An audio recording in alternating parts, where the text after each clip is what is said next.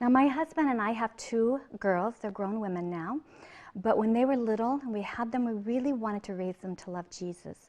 And we knew that to do that, we were going to need some help. My husband and I came from very functional homes, but we did not have the spiritual element inside of our home. So we weren't sure what that looked like and what we needed to do.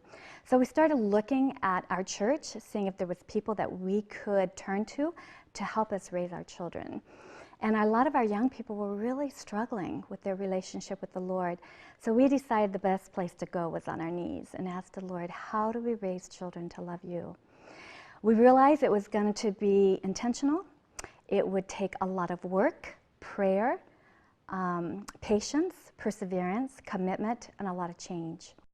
If you're a Christian and a parent, no doubt you have had the same question. How can I help my children to truly become committed followers of Jesus Christ? And how can I prepare them for His soon coming?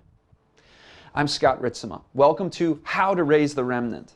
Recently, we released a seminar entitled Raising the Remnant, where we delved into the latest research on Christian parenting, looking at how the spiritually strong young adults of today were raised. We now know what works and what doesn't, but some questions still remain. How do we apply these findings from this research? And shall we delve deeper into the issues raised in the recent research?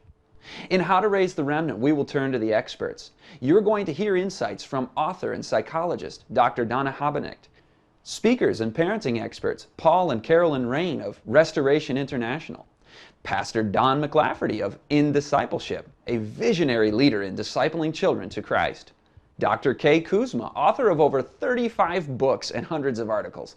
Author Karen Holford, an expert on practical strategies for discipling children.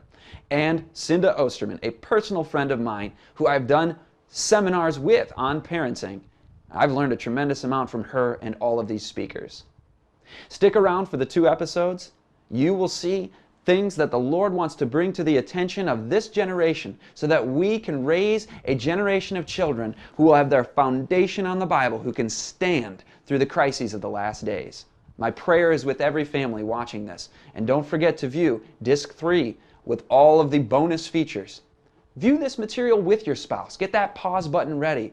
Pause it, pray about it, discuss it, and apply it to your unique situation. May God be with you.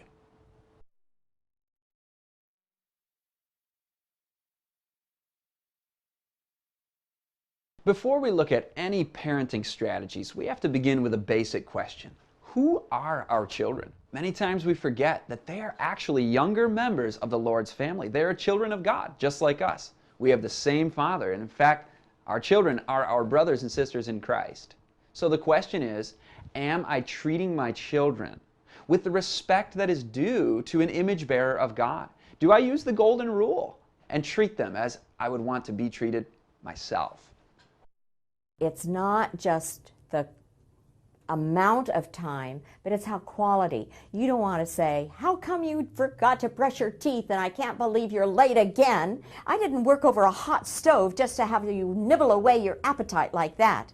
Well, the idea is we don't even think about it and we treat our children with disrespect. And we don't realize how important it is to respect even our tiniest children instead of just grabbing them by the arm and pulling them to one side or saying, shut up, or whatever we might say to them. We need to stop and think, what kind of an example are we being? Because your children will tend to treat you with the same respect that you treat them. To model kindness and respect. Kindness and respect is really the bedrock of our home. And do we do it perfectly all the time? Absolutely not. We need a lot of the grace of Jesus to remember it. But kindness and respect is something that's very important to us as family members in our home. And it's something that God keeps reminding me that I need to model. But I'm reminded that I need to treat them, even in that moment when we're disappointed in a certain activity that they did or a reaction that they had, I must treat them with kindness and respect even in that moment. They do not deserve my impatience. They don't deserve for me to disrespect them. So this is an opportunity for me to lavish on them kindness and respect, even in that moment. I know the way I treat the people in our lives, not only in my home, but in my neighborhood, in town when I'm doing business. This is teaching my children how to treat people. If they see dad and mom respecting people that are hard to respect, people that are hard to love, they will grow up knowing this is just what Jesus does all the time, and he wants us to do this too. In fact, let's go back to Jericho. There was a little guy who wanted to get through the crowd to see Jesus, and nobody respected him. You know the name, Zacchaeus. So what did he have to do? He climbed a tree. Well, nobody respected him because he had stolen from all of them, because he was a tax collector and he took more than he should. How did Jesus treat Zacchaeus? Well, in that culture, the most important thing you could do to show honor and esteem and respect to a person was to go to their house to eat. Do you think any of those people that were in that crowd would have ever gone to Zacchaeus' house to eat? No way. But what did Jesus say to Zacchaeus? Zacchaeus, I'm coming to your house to eat today. I bet Zacchaeus nearly fell out of the sycamore tree. You know, he was so shocked. But Jesus gave Zacchaeus what he needed. And when he was filled up with that kind of respect, which he didn't deserve, he hadn't earned it, but it was needed. All of us need to be respected as human beings, as children of God. And when Jesus showed that respect, he was so filled up, he said immediately, I'm going to give back everything that I've taken, plus. And that's what happens when you show that respect to your children. Parents who are too harsh, they are very demanding. They're thinking mostly of themselves and their own personal convenience, not the growth of their child. And they punish very strictly for the least little thing that goes wrong. And they tend to yell and scream. They don't develop a good relationship with their kids at all, because they're too severe and they do it in the wrong way. There's much research on authoritative parents who do it the right way. Much. And all the research shows that authoritative parents grow children with strong moral characters, children who have a strong spiritual life, children who become leaders, children who are competent in what they do, and they become good authoritative parents themselves. And so being an authoritative parent is where you want to be. That's how you tell where you're supposed to be. Too soft, the kids run the place. Too harsh, the kids are almost afraid of you. Just right, you have consistent limits, you communicate them, you talk about them, you're reasonable, they understand the consequences, and you carry on because they understand. The question of how do our children respect us is a big one, but clearly if they see us respecting them, respect elicits respect. If we are just bossing them around, don't do this, do that, you shouldn't do this, and we're not showing them respect as a person, they are going to struggle to respect us. And this is particularly the case with teenage boys. They feed off of respect. And so parents, we've got to learn to respect them, respect their ideas, respect some of their thoughts. Don't just cut them down because we have more experience and we know that won't work. Let's say, hey, let's try it.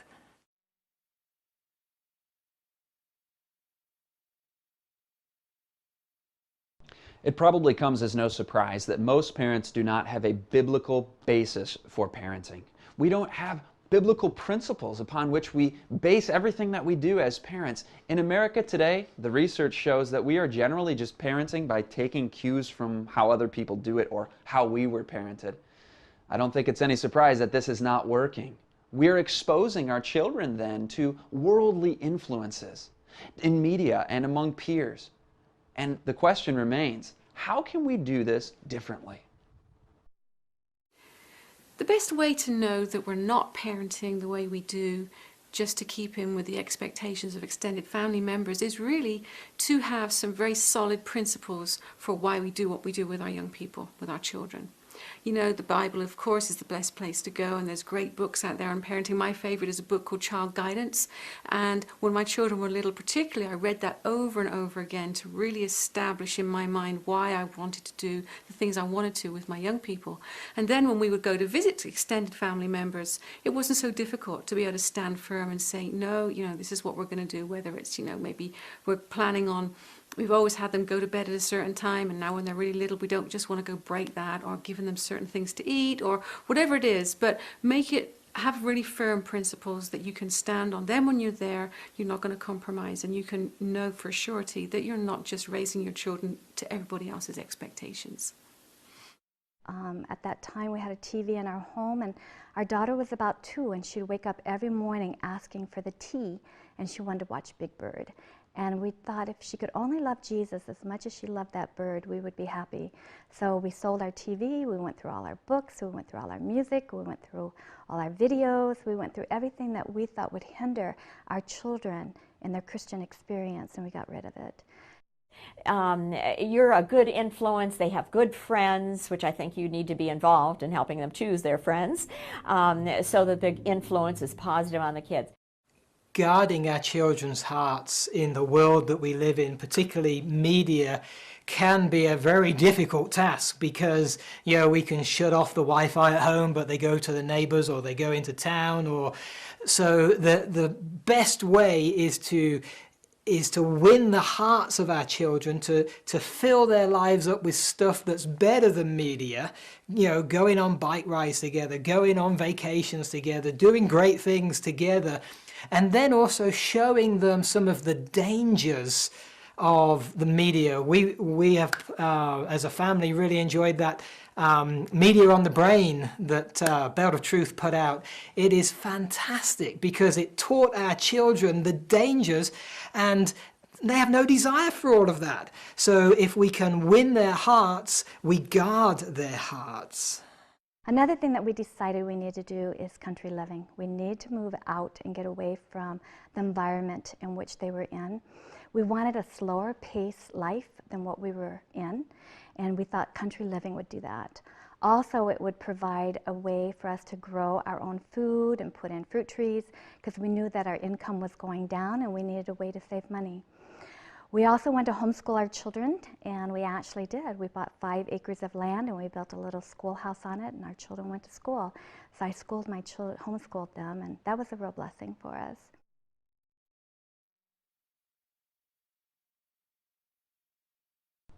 It is crucial and essential that we shelter our children from the onslaught of the enemy, from worldly influences. However, many parents who take these appropriate precautions many times start doing their children's thinking for them. And it is essential, especially with our older children, that we teach them and train them and help them and coach them to become thinkers so that they are able to follow Christ on their own, make decisions on their own, and discern between right and wrong on their own. As a high school teacher, it has always been my goal and objective to help the students to become thinkers, not mere reflectors of other men's thoughts. How can we do this in our homes? Teaching our children to think for themselves. We've got to give them opportunity to think for themselves. It's so easy as parents when we have more experience to say, oh, do this. Oh, don't try that, it doesn't work. Do this. I've tried that when I was a kid, it doesn't work. And yes, they will listen to some of that, but we've got to let them start making their own decisions when they're young and have bigger decisions as they get older. Of course, we want to step in if we know they are going to make a drastically wrong decision in their teenage years. If they're going to make a decision and you think, you know, this isn't going to come out right, we can let them make that wrong decision and let them learn from their mistakes, as long as it's not going to cost anything, you know, critical. So give them room to make decisions and be a coach for them. Guide them. You say, this is my experience, but let them make decisions. Sometimes our children say, you tell me and I'll be happy to do it. And we will back away from that and say, no, we want you to make the decision. I remember when my daughter got into her teen years, she was really struggling with some of the things that we were putting into practice for her, that we believed in very modest dress, and so we dressed her modestly. And she started noticing in her teens that the girlfriends around her were wearing things different, and she was really struggling with looking different than her friends. And we always felt like when our girls were studying and questioning things in their life, they should write out their studies, because later on they may need to go back to those. And so she had done a study on dress, and at the end of her study, after she told me what God had taught her, I said, from now on, when people ask you why you dress the way you dress, you don't tell them it's because of your mother. Now you say it's because of you, because now you have studied it out. This is your commitment and your decision for the Lord. So when she came to me questioning her dress, I asked her, well, what new light have you found in God's Word? And she said she hadn't. She was actually making those changes just because of her friends. So I asked her if she felt like that was a wise decision. And of course she did not, but she didn't know what else to do. She was really struggling. So I said, well, tomorrow morning you can give me a decision. I want you to pray about it. I want you to study about it. And tomorrow we'll talk about it. During the night, I knelt at her bed and I prayed all night. And not that I didn't sleep some. I'd fall asleep and wake back up and pray for her because I knew it was a battle. The next morning when she woke up and after her devotion time, she came to me and she told me, I'm going to do this out of principle. I don't feel it, but I know this is what God wants me to do. I'm going to stay with my dress. And so we made her new clothes, and after she wore them, God gave her the feelings in her heart for them too. And that was the last time she decided she'd ever make a decision because of her peers, that she was always going to walk in the Lord's ways. When our children are little, we do need to be very much involved in every aspect of their lives. Not so much do we want to micromanage their lives, but we do need to help them to learn how to make wise choices. So when our children were little, I wouldn't just give them a wide open door to wear anything they wanted to wear out of the closet, for example. I would say you can choose, out of these three things and these three things, a shirt and a skirt or shirt and pants, whatever it was they were going to wear. And so gradually they can grow, from little ones, they can grow to be able to make very wise choices, and we don't have to micromanage, even though we're very much involved in their lives. And as they get older, being alongside them, being their friend, entering into their life, and just being a part of it. So we don't necessarily have to micromanage, but we can be very much involved. Children love to make decisions, and that's one of the things that God has put within them. They love to make decisions. Decision making basically forms who we are in terms of our character. So we say to that little 2-year-old that has just stamped his feet, I'm sorry, you need to take a bath. No, I hate taking a bath. Well, you need to take a bath. Do you want bubbles or boats? Bubbles or boats? Now, did you notice what I did? I didn't say okay, you can have the choice whether you take the bath or not. You don't give them a choice if it's in a no-choice situation. But you give them a choice that is an acceptable choice within the no-choice situation. You got to take a bath, but you can choose. Do you want bubbles or boats? Boats or bubbles? And it's amazing how these little ones are so excited about making that decision that they march off to the bathtub. Remember, children need to make decisions, and instead of pushing the string in the way you want it to go, I don't have a string here, but if you can imagine pushing that string, it doesn't go nice and straight in the direction you want it to go. What happens is it gets all buckled up under the pressure of being pushed. So you have to back up a little bit, start persuading, start listening, start sharing, start encouraging. And it's amazing how children can overcome that number 2 reason, that need. They want to make decisions, they want to be in control, when you begin to understand and meet that need and allow them to make some decisions. Now, while we do have the ultimate goal of teaching our young people to follow Christ on their own, we must first have laid the foundation of obedience. In fact, obedience is the first lesson in the Christian life. Keep your words very simple. Don't do that. Please come. Very simple words. And make obedience easy. Don't ask questions as much as make statements. Because if you say to your 2-year-old, would you like to put on your coat so we can go outside? What will your 2-year-old say? No. No is what they say to almost everything then. And instead, so you will say, you'll just say, Tony, let's put on our coats and go outside to play. In the meantime, you have the coat in your hand, you start putting one arm in. And it helps kids if we have a routine and they know what's going to happen next. Kids thrive with a routine and their life is predictable. And then, when we're trying to teach obedience, we want to pair our love with obedience. Mommy wants you to do this because she loves you. You want to do it because Mommy loves you. We need lots of prayer for the Holy Spirit to influence our baby and our toddler. In Desire of Ages, Ellen White gives us a wonderful statement. If we live in communion with God, we too may expect the divine Spirit to mold our little ones even from their earliest moments. Isn't that neat? Mold them from their earliest moments if we pray and we keep in communion with God.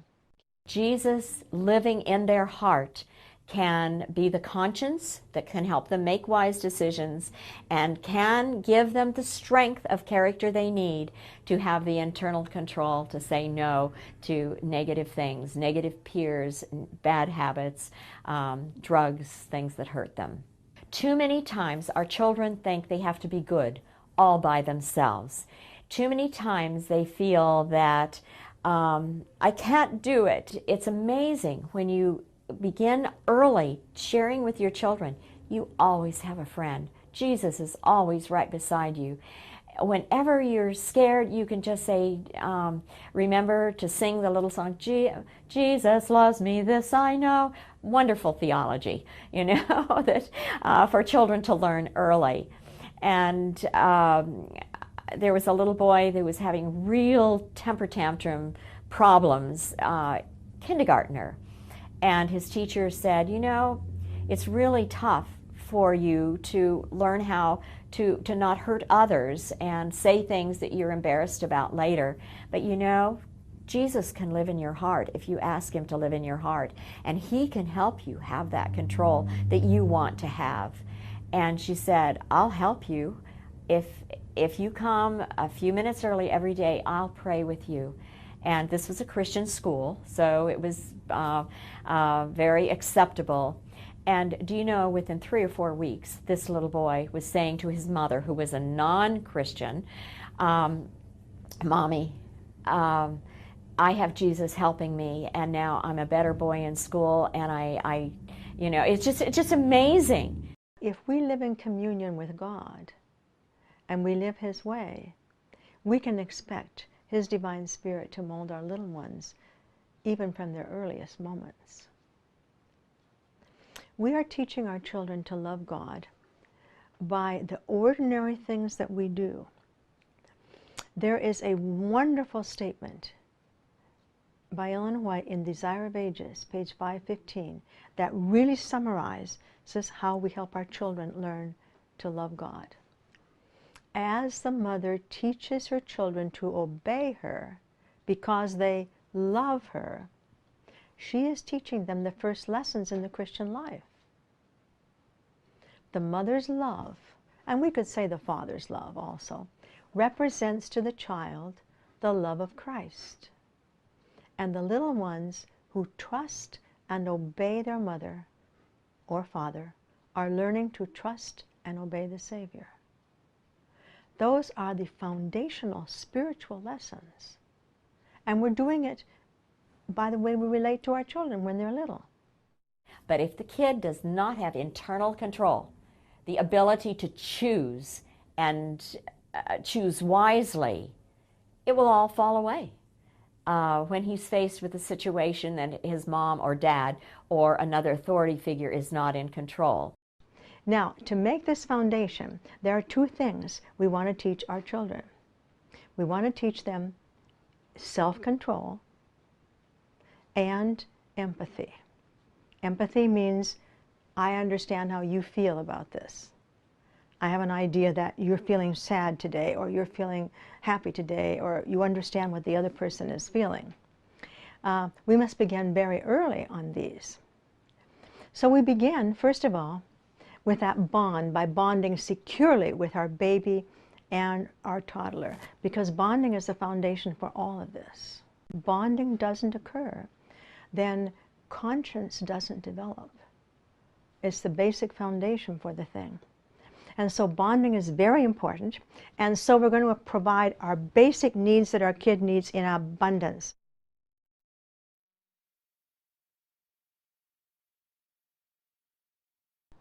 One of the most interesting findings of the recent research is that the successful parents spend enormous quantities of time with their children. In fact, parenting is, to them, their most important job in life. It's their primary role and identity in their lives. They spend hours per day in dialogue with their children. That's how spiritually strong young adults are raised. But unfortunately, today, children are not spending very much time with their parents at all. In fact, they're spending 53 hours a week in front of screens, spending many hours at school, of course, and then just entertaining themselves to a great degree. And this begins even in the toddler years, where the kid is left in front of a TV screen or just left to entertain and play by himself. The question is, can we do something different? Can we be like these successful parents? How can we just do life with our children, do projects together, bring them into the everyday duties of our lives? So when we're actually working and work with our children, we have a lot of opportunities. We have a lot of opportunities to teach logical consequence. We have opportunities to teach responsibility. Getting our children involved in family activities and chores, I think, is essential. I mean, we are supposed to be a family firm. Right, and that starts when they're really little. You know, when our children were really small, we would give them a little duster or a little washcloth to fold or different things like that. And you know, when they're really little, they love to be involved. I remember Hannah, she used to go around la la la la la la doing the dusting. You remember that? Right, and then they wanted to be involved in the kitchen. Typically, little children will want to be involved in activities around the house before you want them to be. And mums don't want them to be because they make such a mess. Yeah, mum has to clear it up. Right. So, I pushed past that when they were little, and they came into the kitchen and they learned with a plastic knife how to cut lettuce and cucumber and all these things. And now I've got two teenagers. If I don't choose to go into the kitchen and cook anything, I don't have to. For a week. Or a month. Oh, a year. If I didn't choose to, I wouldn't have to, because my 15 and 17-year-old boy and girl have learned how in the kitchen ever since they were little. Well? Oh yeah. He does half the kitchen work and she does the other half. And of course I get involved, but I don't have to if I didn't want to. So just want to encourage you, start when they're young, capitalize on their enthusiasm, because they will have it. But if you don't, leave it 2 or 3 years, and just about the time you're thinking, man, I need some help around the place, all that enthusiasm is gone. And then it's really hard to get that enthusiasm back. This is an interesting one, because we tend to wait to trust our children with responsibilities until we know they can handle them well. But what happens is children are eager to do tasks around the house that they're not really that capable of doing, but they love it. For example, ask your 9-year-old to wash the dishes. Couldn't care less. Your 3-year-old can hardly wait to get up on the big stool and get her hands in the dish water, you know. Not that capable, but that willing. So what we need to do with our children is we need to trust them with responsibilities. So if you can trust your children to do amazing things, if you encourage them, challenge them, make it fun, work with them. And so we want our children to take responsibility. Well, a child will only take responsibility as we give responsibility to them. So it's an opportunity to have your child work. Now, we did not pay our children to work at the jobs that were their jobs, cleaning up their room, helping with parts of the house. That was something they were supposed to do, their toys, pick those up. So those were their responsibilities. We did not pay them. They could make extra money by working outside with their dad on the cars, washing cars, maybe doing my windows, so they could earn some money if they wanted to. But we wanted them to be part of our family. I do think it's really important for children to be involved in helping the household run smoothly. And I think we have an important role to play before they even get to the age where they can help.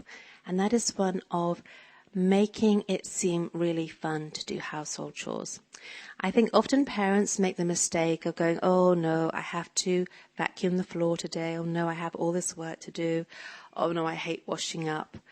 And I think that can often rub off on the children. So I wonder what difference it would make if we started to say how much we enjoy vacuuming, what we like about it, how we make it fun by sucking up all the bits of dust we can find and make it into a game. Not that all the household chores should be made into games, but I think our positive attitude towards household chores and our own work does help our children to shape their attitudes towards it too.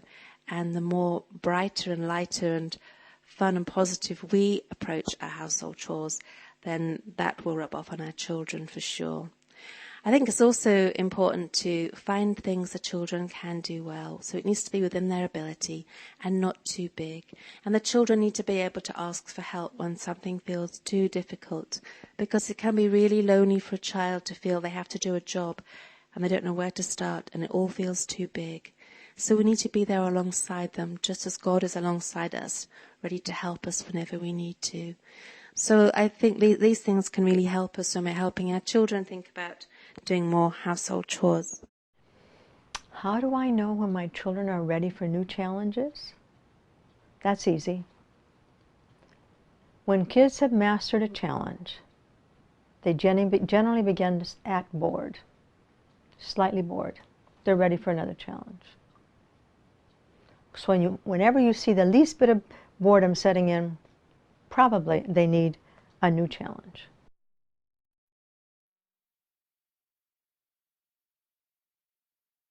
While it certainly is the ideal to live life with our children and develop that connection and maintain that connection, many parents find themselves in a situation where necessity dictates that they must work. So if you are a working parent, how can you make the best of the time that you do have available to your children? Take advantage of have-to times. From the time the child is very small, when you're diapering that child, sing a little song as you're diapering, tickle his tummy, play with him, make it a fun experience. So instead of saying, stop wiggling, or just listening to your soap opera in the background as you're doing this with the child, take advantage of have-to times. When you're chauffeuring your kid to school, instead of turning on the car radio, unless you're maybe using that for character building and you have a character story that you want to share with a kid that's on a CD, talk to your child. Share with your child. Tell stories about your own life. Your child will love to hear your stories and how much trouble you got into, and the object lessons that you can pull from these stories. So take time, make sure your have-to time is really good quality time. But there are a couple more times you need to make sure you're there. One is performance time. Kids love to perform. You won't be able to see your kid in the choir of 50 kids up on the stage, but you know what? Your kid will find you in an audience of 2,000. That's how important it is to give that child your time when he is performing. And that might mean taking time off of work just to make sure that you are there. When I was a kid, the most important thing to me was my baseball and basketball games. And I could count on it every time. Although my dad worked hard to support the family and was gone a lot, Every time I got up to bat, I could look in the stands and see him dressed in his white collar outfit, having rushed over to the game from work. And what a blessing. The year that I went an entire year without getting a hit, my dad was there to encourage me. 2 years later, hitting a home run and then heading to the car after the game and seeing that the front seat of the car was reserved for me and my dad was my biggest fan, cheering me on. I'll never forget these memories. Dads, you have such a power of encouragement. Your girls will know that they are beautiful inside and out by your presence, your affirmation, your time, your interest in them, your words. Your sons will know that they are strong and capable by your presence, interest, your time, your words, your affirmation. Now today I don't think competitive sports are the ideal, but whether it's the choir performance or the piano recital or whatever, that performance time is a must. Another time that's important to be there is bedtime. But it's better if one parent at least can be there for bedtime and tuck that kid in and let him tell about his experiences through the day, and just to listen, to just do that back rub. That's an extremely important time. If you can't be there for bedtime, be there for wake-up time. Putting the baby to bed has often been traditionally the mother's role. Well, my wife and I fit right into that mold, and for years my wife was the one that put our first son Levi to bed at night. A little while ago I realized, boy, I'm really missing out on a great opportunity to connect and bond with my son at a deeper level. And so we recently made a decision to have me follow my wife after she puts him to bed. I now go in there and we have that back rub time, that singing time, that talking time. I sing Turn Your Eyes Upon Jesus. That's been the lullaby for our children since day one. And we really are able to connect. And you know what? He absolutely loves just those 10 or 15 minutes together. He asks me every day, Dad, are you going to come in and rub my back and pray for me? Getting our children to open up their hearts to us is something that every parent of teenagers longs for. And if that's the case, then it's not something you're going to have happen right then. It needs to be something that we have cultivated over the years if possible.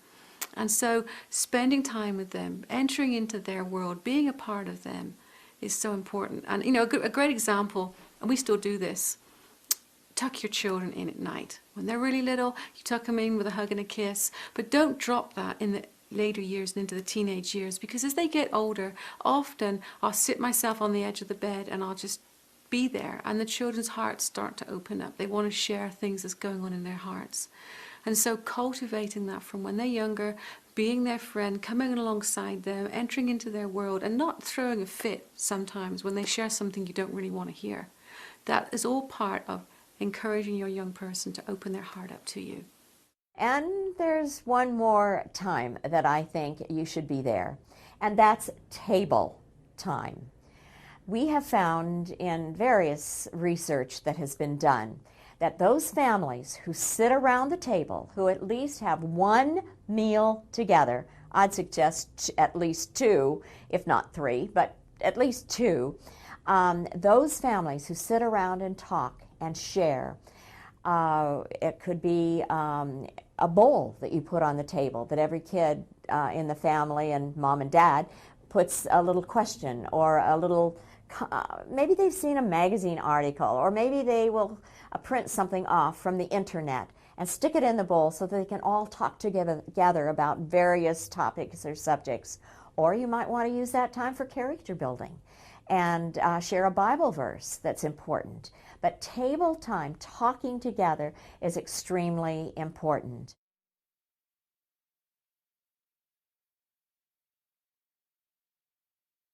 Again, the research finding that perhaps stood out more than any other was that these parents that had success in raising spiritually strong young adults viewed parenting as their primary job in life. They spent lots of time with their children. But we are all so busy, and many of us feel we need 2 incomes in order to support the family. And what encouragement is there for single parents? We all have time for those things that we want to do the most. You can find the time that that child needs to know that he is special, that he is loved unconditionally, but you've got to be wise. You can't waste your time watching television, which brings nothing into the equation in terms of the child feeling good about himself. The idea of living more economically so that we can have one of the parents, preferably the mother, at home is more difficult in our psyche than it is in our pocketbook. Once we are motivated, once we see the need for that parent at home to raise the children, then the financial challenges that we will come up against aren't as impactful because we have a will to deal with them. Let me paint a little picture. If you've got two parents out at work, they're bringing in plenty of cash, you've got plenty of money, but no time with the children, then you can go out for a meal whenever you want, but it's not an enjoyable experience because the children don't want to eat, they want to be out with their friends, and they're not having a good connection with mom and dad.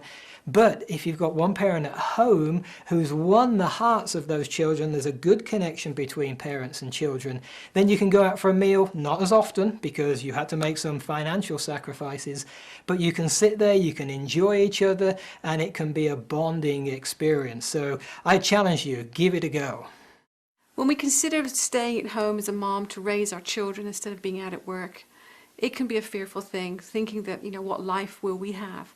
But we need to look at the bigger picture and realize this is a short period of time, but which will have a huge impact upon the young people that we're raising, rather than somebody else raising them part-time and we do it part-time. So let's have a different perspective. Money is an important value. Start teaching them early about the value of money, the importance of not getting into debt. What happens if you get into debt and suddenly everybody has to get a job and nobody has time for each other anymore, and it's better to live simply than with the value of simplicity. I was very committed to parenting, and it was always the first thing, the most important thing for me. I really did not pursue a career in the way I might have. I taught elementary school in the public schools to support us. But then when our son got to the point where he was crying every day when I left, I quit. Did a little substitute teaching, did some other things. But parenting was always the most important thing I did.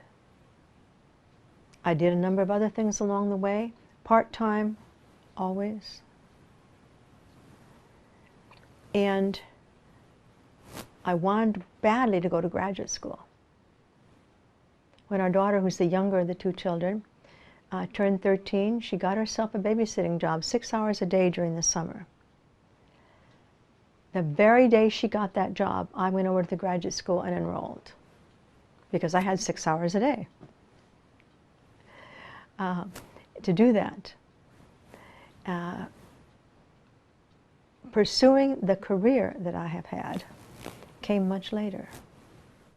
Once again, it's not just necessarily being at home with the child that's important, but what you do with your time together.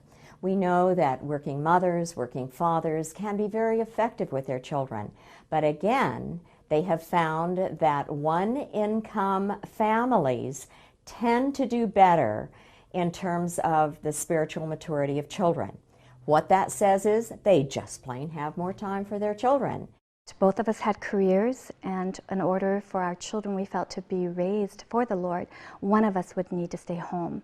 And since my husband made more money, and I wanted to be home, I stayed home with my children. As I worked in other homes, it wasn't always that case. Some parents, the husband stayed home and the wife would actually work out in the field. But for me, I was able to stay home, and I'm thankful that I did. I loved my career. Some of the things that I've enjoyed the most was taking care of my children when they were growing up. Making time for our children in this fast-paced life that we live, for each of us as parents, is a challenge. And it's only going to really happen if we carve out that time. We need to recognize its significance and importance, and we need to prioritize for it. And it may be that you can only spend one or two evenings a week with your children, or maybe you can spend 30 minutes every evening, or maybe you sit and plan a family vacation. Whatever it is, make it appropriate to the age and stage of your child. Find out what they like. When our children were little, it was Play-Doh and painting and Legos that they liked to do in the evening for 30 minutes or so.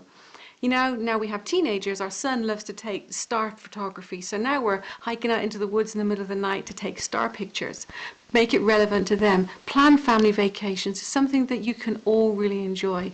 Putting the effort into the lives of our children by spending time with them will pay back in dividends as they get older, and we can have that relationship we long to have with them.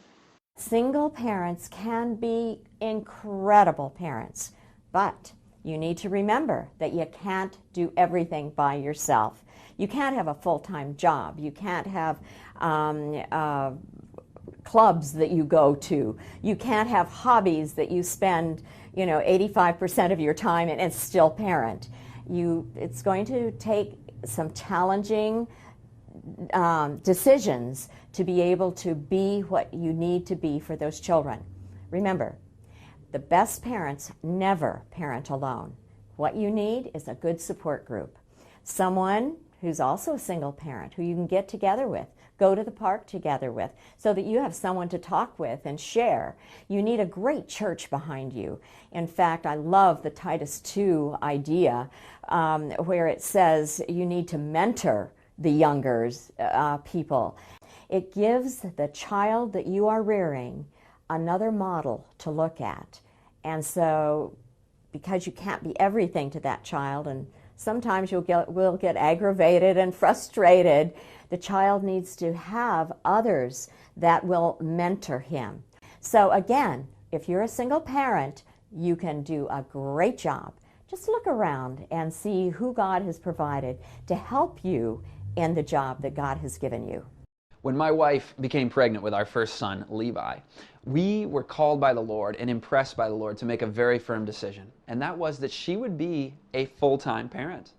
This was a scary thought for us at the time, because at the time we had two incomes, and we were living a standard American life, a middle-class home in the suburbs, and the question of really how can we afford to live on just one teacher's salary was a little intimidating. But the Lord opened the way.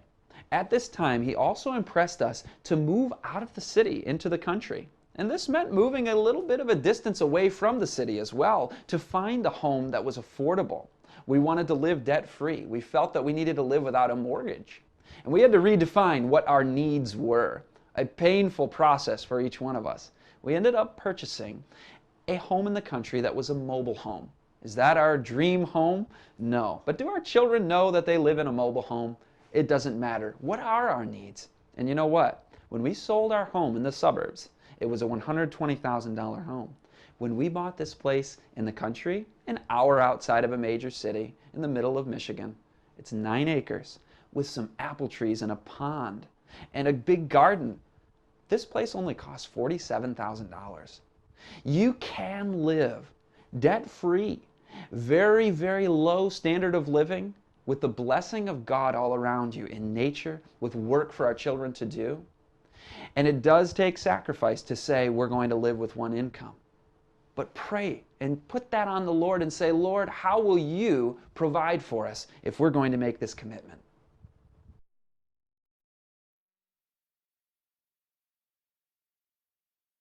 One of the hallmarks of the successful parents in the research was that they had intense commitment and unconditional love to their children. Their children knew beyond a shadow of a doubt that their parents loved them, period.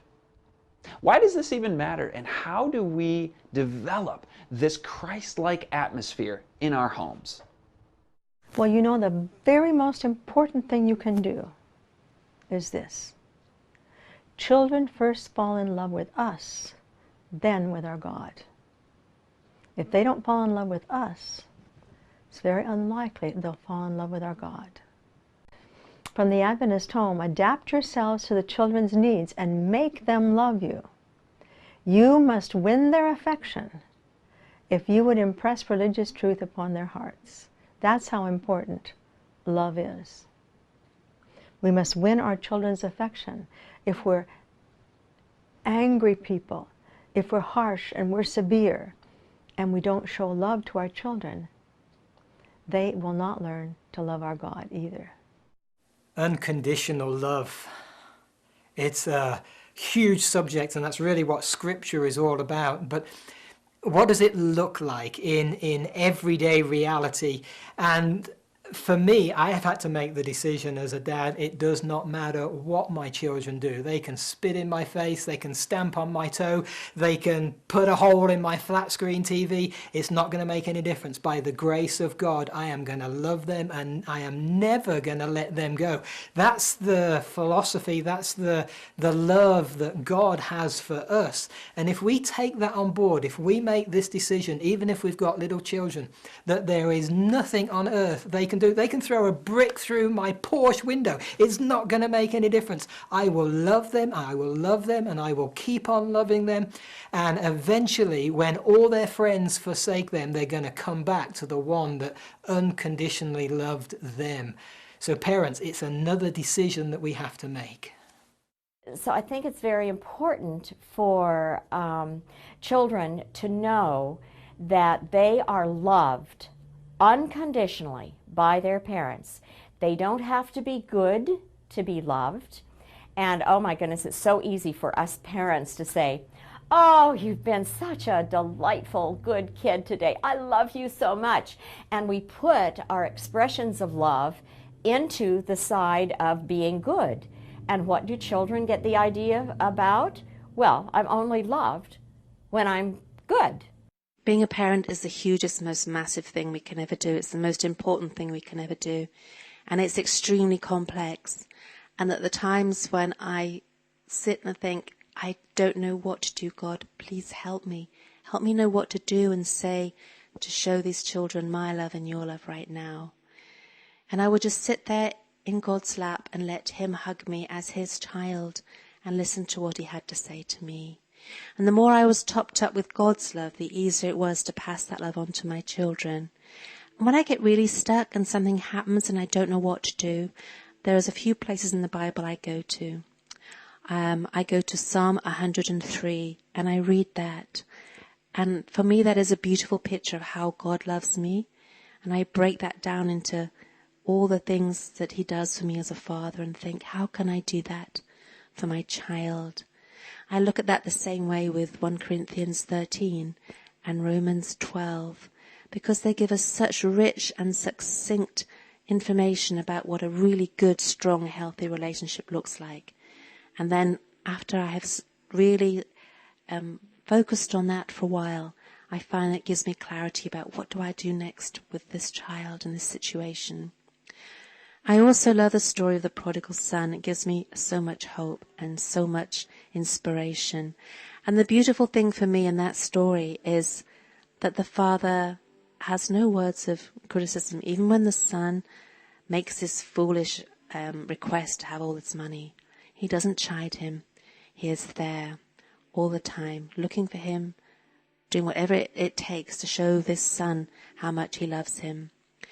And the reason the son comes back in the end, even though he wanders away for a while, is because he remembers how much his father loves him. And that's what I want my children to remember, how much I love them, how much their dad loves them, how much God loves them. And to keep that as the focus, because when all else fails, when life gets tough, if they even walk away for a while, what I want to bring them back is God's love, is my love, their father's love. And that for me is the whole focus of parenting.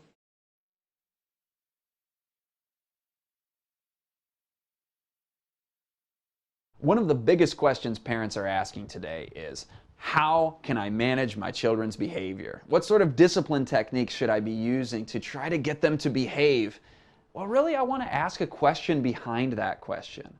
A more foundational question is, are there reasons that our children are misbehaving that we are not yet aware of? Many times, parents have come to my counseling office saying, oh, this and this and this and this and this and this and this is wrong with my child. And they have a litany of things, a whole long list of them.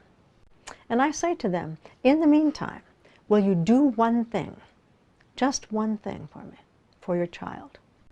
Will you find 15 minutes every day to do something with your child that your child wants to do? This is not teaching time. This is not scolding time. This is not any of those other things you do. This is just time for you to be with your child for 15 minutes, doing whatever your child wants to do. Now, they may look at you a little astonished the first day if you haven't been doing this, but pursue and say, every day we'll have our time. And do you know what happens? It has happened so many times as to be utterly amazing. They'll come back the next week and they'll say to me, you know, he's behaving ever so much better than he did. And a lot of those little things that were bothering them have dropped. Do you know why? Because they were all bids for attention. Children have a strong emotional need to connect with their parents. Now, as they grow older and become late childhood or teens, it doesn't have to be every single day. Maybe 2 or 3 times a week. You can play a game together, whatever they want to do. Well, we have 4 children. How am I going to do that for 4 children? Well, you can take turns. Dad connects with 2 and Mom connects with 2, and the next day with the opposite 2. But I really strongly suggest that you begin with all 4 of them, all 4 of your kids, 15 minutes each a day, because it will make such a difference in so many ways. You have met a strong emotional need of theirs. The number one reason why children misbehave is because they have a need to be loved, to be appreciated, to have this focused attention, and they will misbehave in order to get it. You're busy, you don't pay any attention to the child for, 3 or 4 hours. He wants your attention. He picks up a block and throws it across the room, and it breaks a lamp or something. And now, you know what he gets? He gets your attention. But the problem is, it's negative attention. And negative attention doesn't last, it doesn't fill what I call the child's love cup. And when they get that concept, it's amazing the changes they can choose to make and how their behavior changes when you spend a little positive time with them, filling them up first. How do you show children your love? When they want to talk to you and they want to say something, you stop, you look at them, you get down so you're closer on their eye level, you look at them, you smile, and you listen. And you might make an appropriate comment if one is needed. Burton White, who did a lot of research on young children before the age of 3, discovered that if we respond this way, this loving way, we stop what we're doing, we bend down and pay attention to the child when they come in and pull on you and want your attention. And just briefly, because they aren't going to stay there very long, they want to go back out and play. And we respond to them in that way, we actually increase their intelligence as well as their spiritual life. A while back, my wife and I were really struggling with the behavior of our first son, Levi. And so we decided to try something. My wife and the baby left for an evening to go stay somewhere else, and it was just a daddy and son sleepover. One-on-one time, we called it. And we dragged the mattress out of the bedroom, put it in the living room. We did a fire in the fireplace for the first time and did everything that 2-year-olds enjoy. We ran around, kicked balls, played, jumped, sang songs, just had fun together, doing what the child wants to do. And it wasn't till the end of this time, after 24 hours of having no computer, no work, no cell phones, nothing but an individual focus on my son, I noticed that he actually had not misbehaved the entire time. During a time where we were already struggling with him. So powerful is the effect of attention, focus, interest, pouring our love into our children. They crave it. They need it in order to thrive. We know that icebergs, what you see is just the tip of the iceberg. The whole rest of the iceberg is underneath water. What you see in terms of angry behavior is just the tip of the iceberg. But if we would take that iceberg and chop off the top of that iceberg and get rid of it, you can get an immediate change in the child's behavior. But what happens with the iceberg is something rights itself and something else will come out of the water.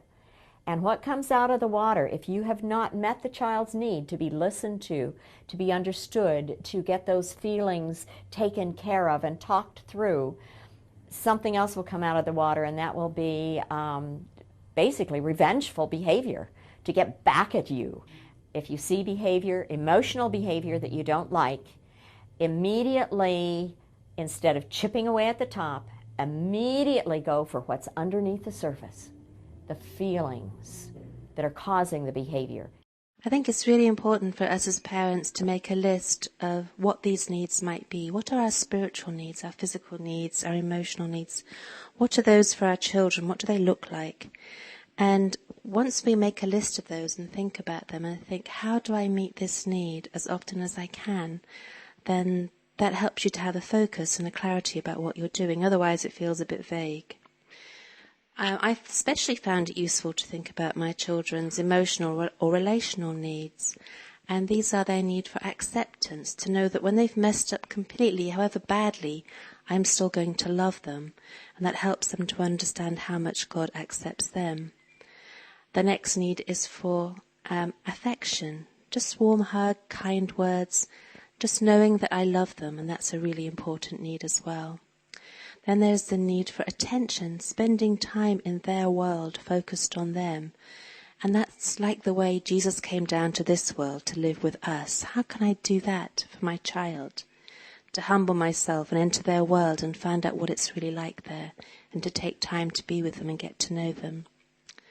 Then there is comfort. How do I comfort my child when they're sad, when life is stressful and difficult, or when they're ill? How do they like to be comforted? What's the best way to comfort them? And how can I do that more to help them know that even when life really hurts, other people, their parents and God is there to comfort them. And when we comfort them when they're sad, that's how they learn to empathize with others and able to reach out to encourage and comfort others when they are sad as well. Then there's the need for encouragement. We all need to be encouraged. And encouragement is not encouraging my child towards what I want them to do, but it's finding out what my child's goals are and encouraging them towards that, especially when it's tough, when there's a piano exam coming up, or when they feel like they failed in their football game or something, and they just need that bit of extra encouragement to keep them on track and to not give up when things get a bit tough. I think respect is also an important need, and we often forget that we need to show respect for our children, for their thoughts, their ideas, their preferences. How do we show respect to them? Because they will only learn respect from us through the way that we show respect to them. So what does that look like? How do I honor my child above myself, as it says in Romans 12? What does that look like from parent to child? Then there's the need for support. That's just help. Our children need help with so many things, and I think we often forget how much help they need. When we tell a child, go and tidy your room, that's a really difficult thing to do. There's lots and lots of different skills involved in tidying a room. And sometimes we've never taken the time to teach our children what they are. So go into their room with them, help them tidy, show them how it works, show them how to tidy everything away and to find a place for everything, because then they won't feel disheartened. So they often need our support. What does that look like? If we were to say to them, how can I help you today? what would they say they would need from us, and how can we do that? We also need to make sure our children feel safe. Safe with us, safe with other people, and to be aware of what that looks like for them as well. So they don't feel threatened or afraid, because perfect love casts out fear. And how can I work alongside my child to help cast out their fear, but also help them to develop courage and bravery as well? So I think these relational needs that need someone else to do it for you. You know, you can't do these things on your own. You don't comfort yourself on your own or encourage yourself on your own. And it's very important for parents to be part of that process of meeting these relational needs for their children. And some parents have made a long list of these needs, and they say, we're going to try and do it every day. We're going to try and do one thing, say one thing that helps meet the emotional needs of our children, the relational needs of our children. And so that's something that I find is a very helpful way of looking at what do my children need emotionally and relationally, and how can I do that for them. We show our love with hugs and with kisses and those kinds of things. We show our love with compliments, sincere compliments.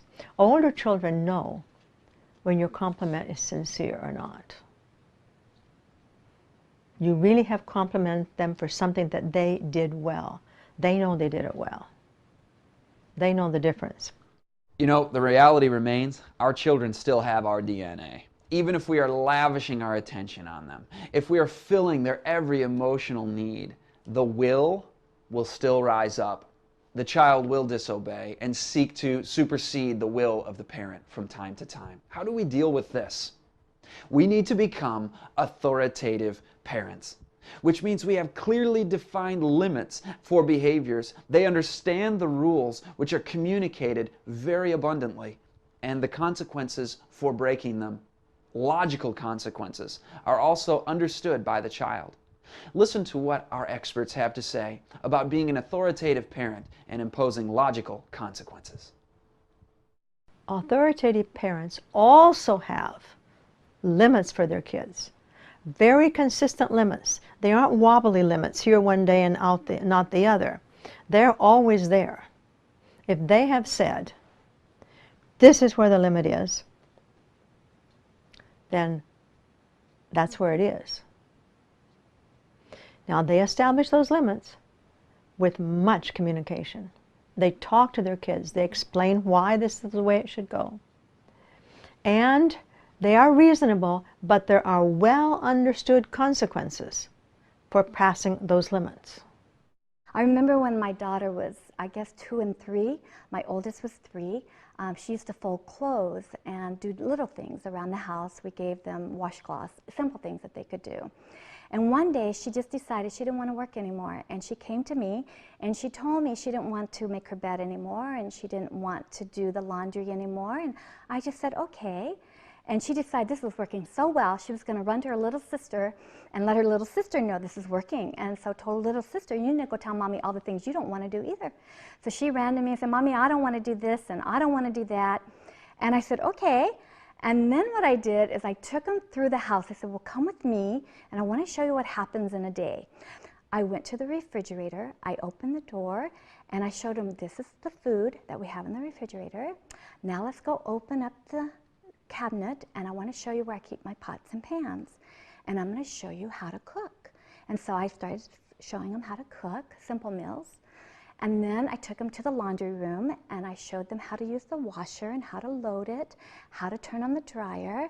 And after I got done showing them all the things of the house, I told them that because they didn't want to help me, they could take care of all their own food, they could take care of all their own laundry, and that Daddy and I are going to work together. So I'm still going to do his laundry and his food because he's out working for me, and we want to work together. But because you don't want to work together, each of you can do your own work. And then my littlest one, Autumn, turned to Stacy and she said, now look what you did. You just got us in trouble. How could you even do that? Now what are we going to do? I don't want to have to do all this work myself. And they said, could we change our minds? And I said, well, sure. Would you like to do the laundry for me? Would you like to work with me? I liked it. I thought it was working very well for our family, and I would prefer to do that. What do you think? And they decided, oh, great, they want to do that. They ran off, cleaned up their rooms, did their laundry, never complained again about working in the house. Now, that's a logical consequence. that I was giving them. And that's what we need to do with our children. Give them logical consequences. Cause and effect, an important concept for children to learn. But we learn how to give positive consequences so that they fit what the child has done. If the child spills the milk, you don't send him to his room. You know, you say, hey, here's a washcloth, clean up the mess. And so what you impose in terms of a consequence fits the crime, fits the misbehavior. So you got to balance these two. Unconditional love, but the child has to know there are consequences for wrong behavior. We need to learn from what we've done, and the way we do it is through consequences. I always say, if you really want to take this through to that 18, 20 year of age, say to the child as he's getting older, what do you think? I need to teach you a lesson, you know, so this doesn't happen again. What do you think an appropriate consequence would be so that you would remember to think twice, to do what you should do, to do what you know is right, and not make the same mistake? And it's amazing how hard the kids will be on themselves. Oh, I don't think I should go have my bicycle for 2 weeks or something like that, you know. Indeed, we need to get a little bit creative with our consequences. Many of us, perhaps out of laziness, just resort to the same consequence for every misbehavior. Every disobedience receives the spanking. Every infraction receives the timeout. But what if we got more creative? The child throws the ball in the house when he's not supposed to. What do? Well, take the ball away, place it up on top of the refrigerator where he can see it, and he's not allowed to play with balls for the next 24 hours. Then the child begins to link the misbehavior with the consequence, and a learning process starts. Discipline means to teach, to help them to learn. And yes, it is painful, but we don't just impose punishments for the sake of pain in and of itself. We want them to learn true obedience.